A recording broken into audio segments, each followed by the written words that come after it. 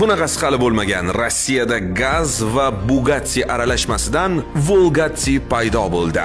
Ustalar guruhi klassik Gaz 21 Volgani zamonaviy Bugatti Chiron dizayni bilan qorishtirib, birlashtirib, chatishtirib, yangi superkarni yaratishdi. Modelning nomi ham chatishgan Volgatti. Uning platformasi BMW 6 seriyasidagi E63 asosida ishlangan. Dvigateli 4.4 litrli V8. G'ildiraklari oldida 20 talik, orqada 20 bittalik. Shuningdek, soatiga 100 km tezlikda harakatlanayotganda avtomatik tarzda spoiler ochiladi.